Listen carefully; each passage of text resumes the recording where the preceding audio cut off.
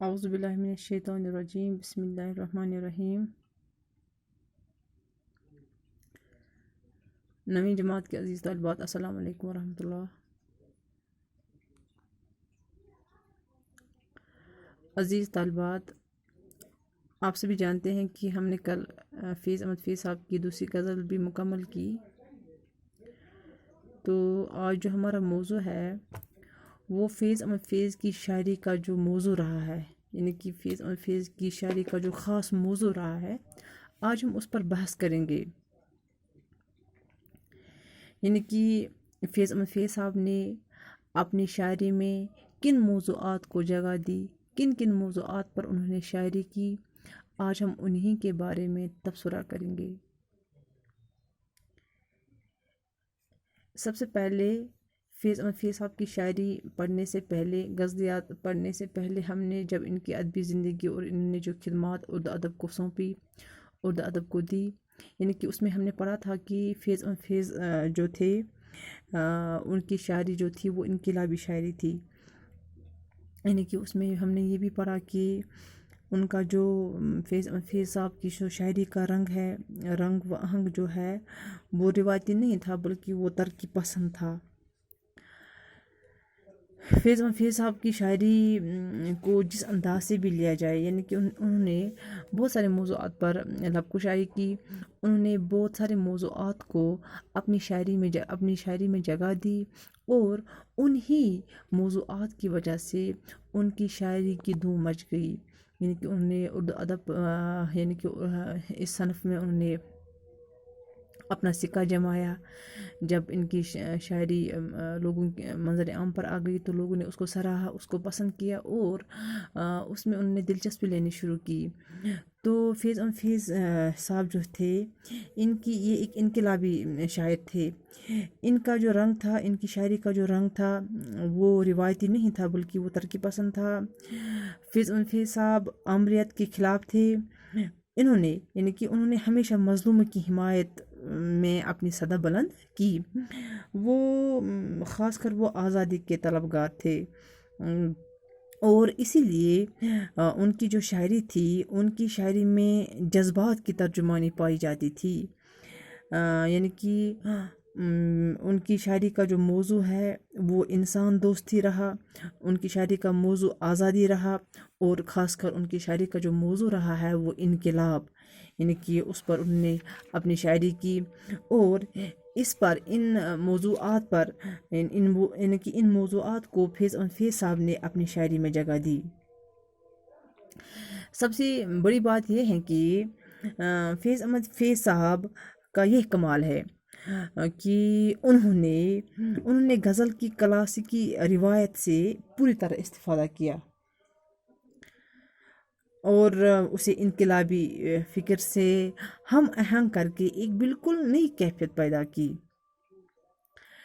ان کا جو فیض احمد فیض صاحب کا جو ذوق شعر تھا وہ بڑا رچا ہوا تھا اور بالیدہ تھا۔ انہوں نے انقلابیت کی خاطر تغزل کو اور تغزل کی خاطر انقلابیت کو کبھی قربان نہیں کیا، بلکہ انہوں نے ہمیشہ اپنی غیر معمولی تخلیقی صلاحیت سے انقلابی فکر اور عاشقانہ لہجے کو ایسا آمیز کیا کہ اردو شاعری میں ایک نئی جمالیاتی شان پیدا ہو گئی، اور ایک نئے طرز بیان کی بنیاد پڑی جو انہی سے منسوب ہو گیا، فیض احمد فیض سے۔ یہ جو فیض احمد فیض صاحب تھے، یہ خود تو ایک دردمند دل رکھتے تھے۔ ان کا جو لہجہ تھا وہ گنائی تھا اور فکر انقلابی تھی۔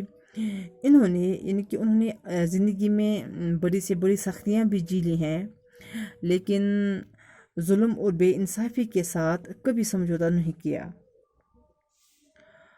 اور شاعر کے منصب کو بھی ہمیشہ نبھایا۔ یعنی کہ ان کی جو شاعری تھی، ان کی شاعری میں ایسی دردمندی، دل آویزی، تاثیر اور جمالیاتی رجاو ہے کہ ان کی شاعری کا دل پر فوراً اثر ہوتا ہے۔ وہ غزل اور نظم دونوں اصناف میں ممتاز حیثیت رکھتے ہیں. یعنی کہ فیض احمد فیض صاحب ان کی جو شاعری تھی، ان کی شاعری میں زیادہ تر ان موضوعات کو جگہ ملی ہے، ان موضوعات کو جگہ ملی ہیں جو آج کل بھی دیکھنے میں آتے ہیں. یعنی کہ آج کل بھی سارے لوگ آزادی کے یعنی کہ انقلاب کے متمنی ہیں. ان نے آج سے پہلے ان موضوعات کو اپنی شاعری میں جگہ دی، اور اسی طرح انہوں نے اپنی یعنی کہ انہوں نے ان کی غزل میں جو غزلوں میں یعنی کہ فیض احمد فیض صاحب کی شاعری میں جن جن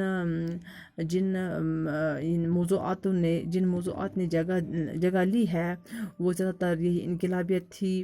وہ زیادہ تر یہ جو ان کا جو انسان کے ساتھ دوستی تھا، انسان رویہ، یعنی کہ ایک انسان کو دوسرے انسان کے ساتھ کس طرح قدر پیش آنا چاہیے، ان موضوعات کو، یعنی کہ کوئی غریب ہے، کوئی امیر ہے، انہیں اپنے سے چھوٹے پر کیسے شفقت کرنی چاہیے، انہی موضوعات کو انہوں نے جگہ دی.